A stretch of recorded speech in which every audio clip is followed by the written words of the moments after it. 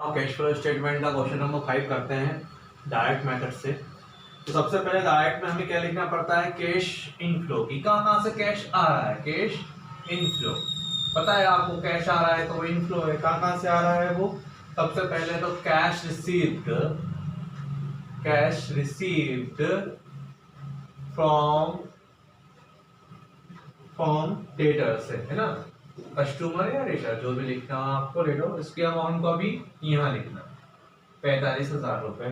फिर है cash sales, cash sales करेंगे, सिर्फ कैश आइटम को लेना है, ध्यान रखना। कैश सेल्स आएगी 60,000 रुपए।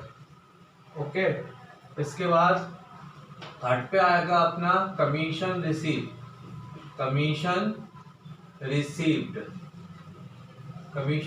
आएगा अपना 10,000।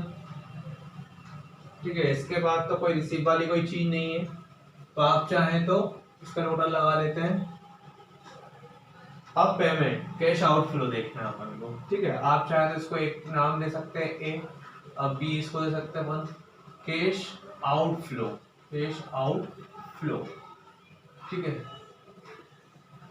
तो सबसे पहले क्रेडिटर्स को पेमेंट करेंगे, कैश पेड टू क्रेडिटर्स। कितनी अमाउंट है, 30,000 रुपए।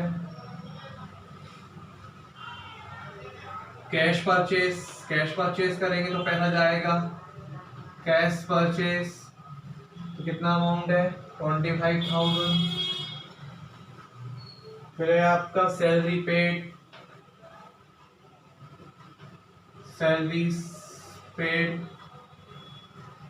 12,000।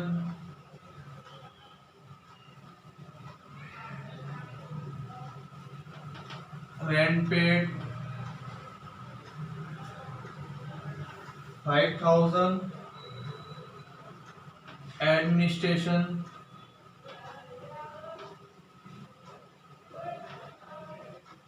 एक्सपेंसेस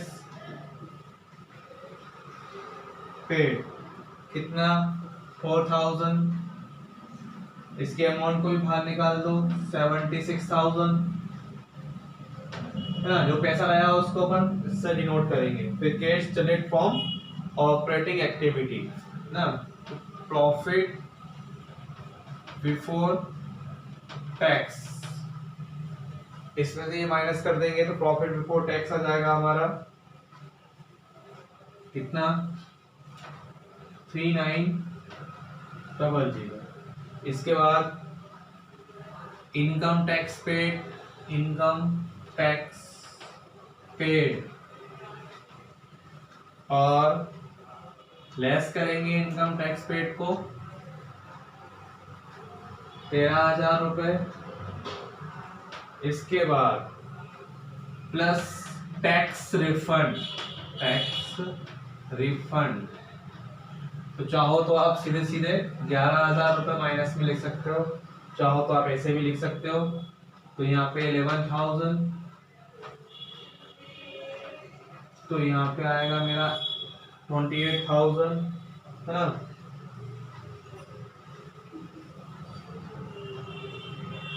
ठीक है, तो ये प्रॉफिट आ गया, profit before extra ordinary item. एक हमारा एक्स्ट्रा ऑर्डिनरी आइटम भी है। ठीक है,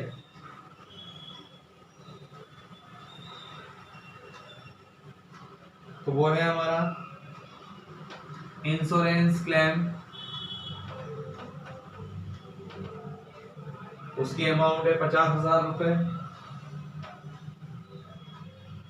तो फाइनली आपकी अमाउंट कितनी आएगी 78,000। तो इसको क्या बोलेंगे, net cash generating from operating activity after tax. तो प्रॉफिट आफ्टर टैक्स कितना निकलेगा 78,000 प्रॉफिट आफ्टर टैक्स। तो ये था हमारा क्वेश्चन, कौन सी मेथड से, डायरेक्ट मेथड से। ठीक है, जनरली ये मेथड अब पूछी नहीं जाती आपसे।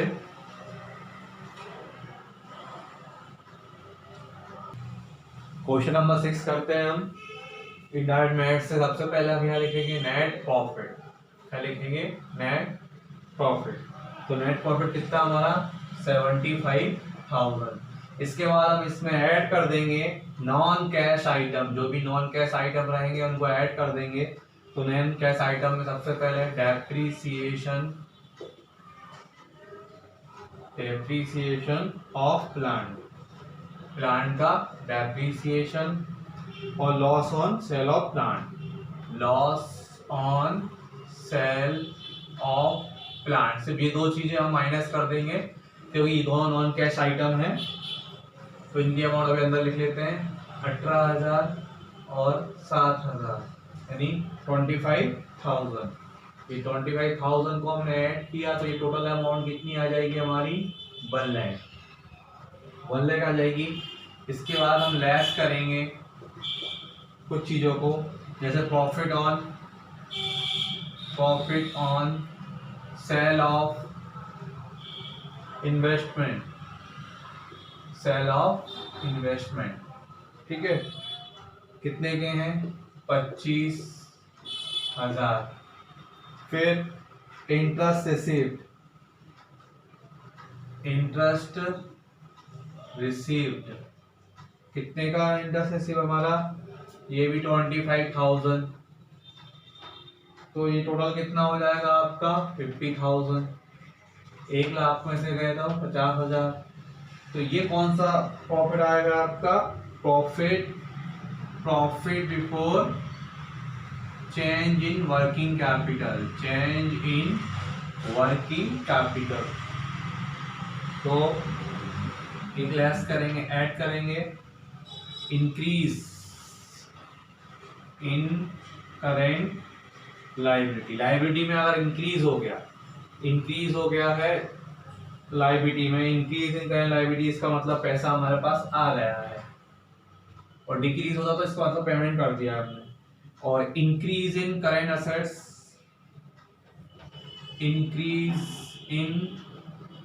असेट्स, इसका मतलब है हमारे यहाँ से पैसा गया तो अपन ने किसी को चलिए उधार माल ही भेज दिया तो हमारी करेंट असेट्स बढ़ जाएगी।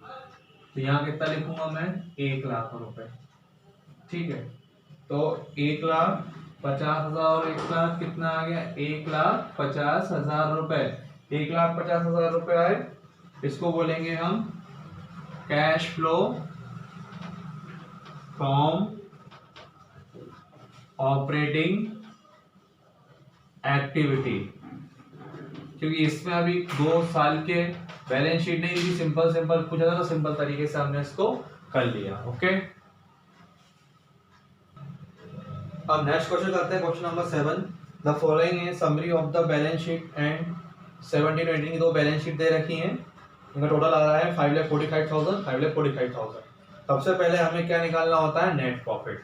तो नेट प्रॉफिट कैसे निकालेंगे इस क्वेश्चन में? नेट प्रॉफिट देखिए दे रखा हुआ है रिजर्व एंड सरप्लस के नाम से। पहले कितना था आपका? देखो 2018 में कितना हो गया आपका? 2 लाख रुपए, और 17 में कितना था आपका? 1 लाख रुपए। तो कितने का प्रॉफिट हुआ आपको? 1 लाख रुपए का। इसके बाद हम इसमें प्लस कर देंगे डेप्रीसिएशन